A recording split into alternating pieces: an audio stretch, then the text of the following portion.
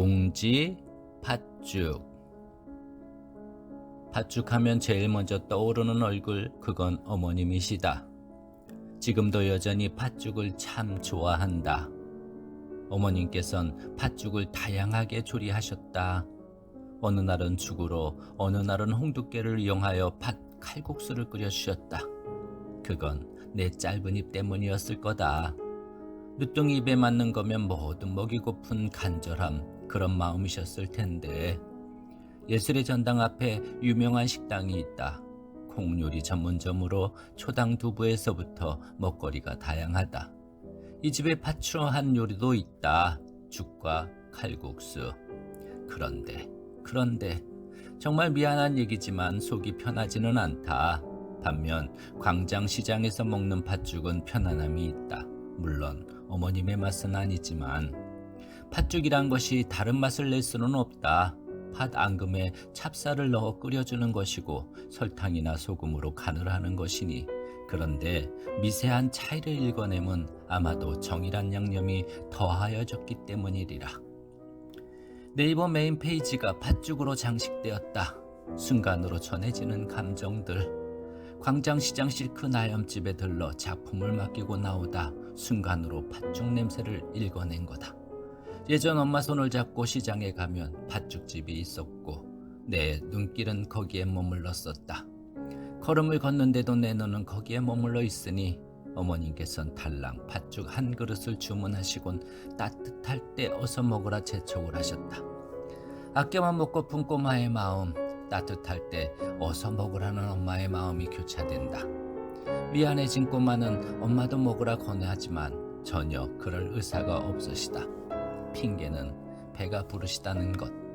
이렇게 나이를 먹고서야 배부른 이유를 알아챈 늦둥이다. 그런 생각을 하며 광장시장 팥죽을 받아 놓았는데 도저히 복받치는 감정으로 입으로 가져갈 수 없었다. 어떻게 이제서야 그 의미를 알게 된 거냐. 사정없이 자책하듯 매질을 해대는데 부끄러운 눈물은 멈출 수가 없었다. 결국 손도 대지 못하고 나왔었다. 팥죽하면 이 생각에서 자유롭지 못하고 하늘자락에 대고 엄마 손에 이끌 이어갔던 그 꼬마의 소리로 애절하게 엄마를 불러본다. 내 잠재되어 있던 목소리는 커다란 공명을 내며 하늘가로 올라만 가는데 텅 빈 가슴으론 스멀스멀 서른 울음이 채워만 진다. 따뜻한 눈물이 뺨을 타고 냉큼 옷자락으로 지워댄다. 어릴 적 잘못한 아들을 회초리로 깨우쳐 주시면서 울고 있는 나를 보며 그러셨는데 뭘 잘했다고. 도망갈 줄도 모르고 그러고 있는 내 모습에 가장 화가 난 분은 아버님이셨다. 어머님의 회초리를 빼서 부러뜨리시곤 내 손을 잡고 그러셨는데 엄마 잘못했어요 하고 왜 도망칠지를 못하느냐고. 등으로 날 가리고 서신 아버지는 큰 산처럼 모든 것을 막아내셨었는데 부안한 어머님은 그러니 애가 버릇이 없는 거라고, 아버님은 어서 내 방으로 가라고 하셨고 어머님을 다독이시며 그러셨었다. 저 불쌍한 것을. 그땐 어린 꼬마는 이런 생각을 했었다. 왜 불쌍한 거지? 태어나지 말았어야 하는데, 그랬던 건데. 그 생각은 참 오래도록 내 마음에 있었다. 조금씩 머리가 커가면서 그 말뜻을 이해하게 되었고 그렇게 생각했던 못난 자신을 또 얼마나 책망했던지. 그런 늦둥이 아들이 딱 아버님 소풍 나온 날을 지나가고 있다. 나와 함께 했던 시간이 모두 학창시절로 보낸 것 시간이니 아버님과 도타운 정을 나눈 시간은 사랑받아 본 기억밖에 없다. 매일 달라고만 했던 시간들, 내가 뭔가 드릴 수 있는 시간은 없었다. 직장에서 10년 근속상으로 당시 유행하던 금장시계를 받았다. 당시 결혼을 했던 때라 아내의 결혼 선물을 착용하고 있어 고민을 했다. 남자 시계이고 어머님께는 총각 때 내 시계를 들여 사용하고 계셨고 장인 어른에게 드리자 했다. 지금처럼 인증이라도 남기면 좋았을 텐데 그러질 못했다. 아버님 계셨다면 몫이었을 텐데 그 시계를 착용하시고 마을 분들에게 늘어진 자랑을 하셨을 텐데 아쉬움은 나이를 먹으면서 서름이란 키높이를 더하는 것만 같다. 이렇게 생각하고 적고 있음에도 괭한 눈물이 고인다. 조금만 일찍 철이 들었다면 얼마나 좋았을까.